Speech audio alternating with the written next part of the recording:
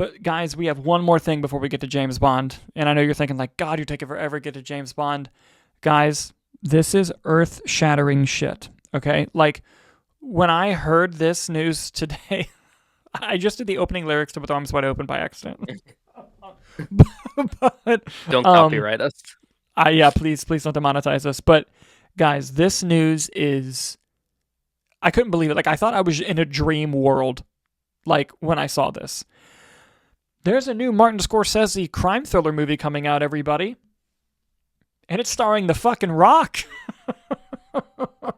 Let's go. Cinema. Let's go. Cinema. This comes off the heels of The Rock starring in The Smashing Machine for A24 and one of the Safdie brothers, so he's clearly trying to take a step into more serious roles. The film also We stars memed Emily. a little too hard on Black Adam, and now we're getting the Rock Oscar movies. Yes, I'm excited for this.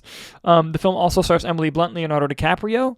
It focuses on a turbulent time on the island paradise when an aspiring mob boss battled rival crime factions to the west control of the underworld of the Hawaiian Islands. And apparently it's loosely based on a true story. Now, this package is being shopped around. A studio has not purchased it yet, but it has caused a bidding war, which we love.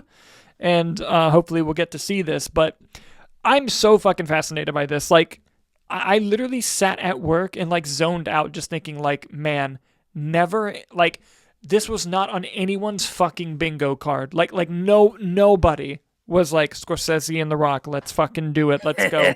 and like what's even more fascinating is like if The Smashing Machine comes out and it sucks, that's going to be an interesting thing. I'm going to cut to you to fix my camera issue, but like I think it's going to be something that clearly either Scorsese knows that he's great in that film already, or we're going to get something else and something more. What are your thoughts on this whole just insane story?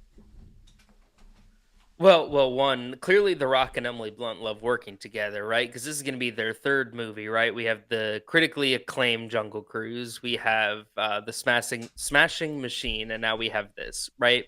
So, maybe it's something where Emily Blunt worked very closely with The Rock on this movie and, was approached with the Scorsese thing and was like, hey, my guy, like, listen, you're going to laugh at first, but hear me out on this.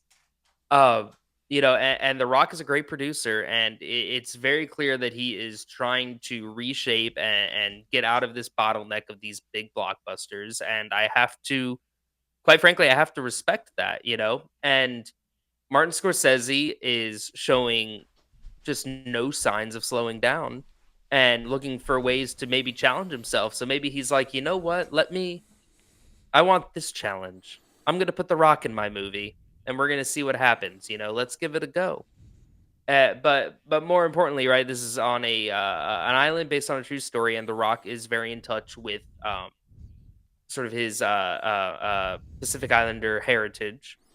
So Mm-hmm. I think maybe that is also, as we saw with Martin Scorsese with Killers of the Flower Moon, right? Heritage and portrayal is something that's very important to him.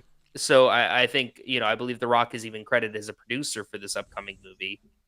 So it does make sense for him to have that involvement in a story about, that does involve his heritage.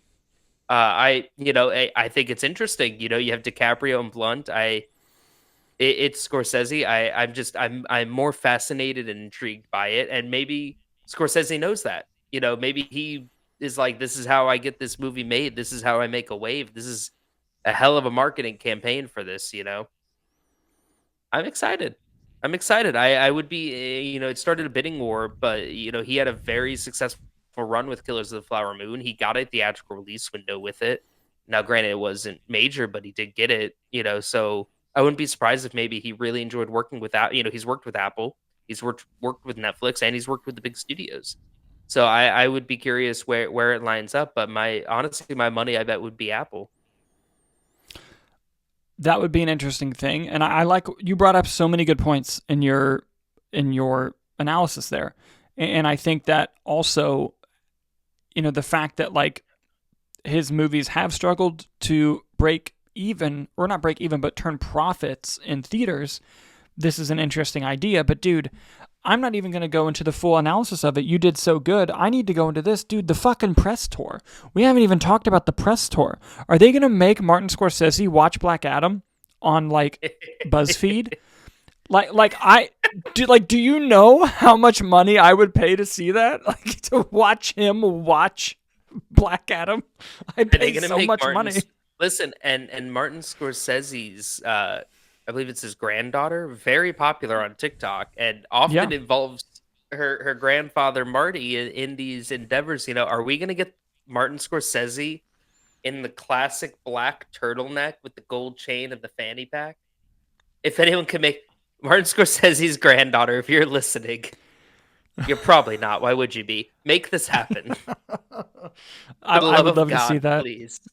I would love to see No, that. listen, Like, I think it's great, and I think that, if Smashing Machine is great, and let's say The Rock hypothetically does get these award accolades, even just nominations, or is in the talks and the running, that's just going to fuel that performance and the marketing for this movie.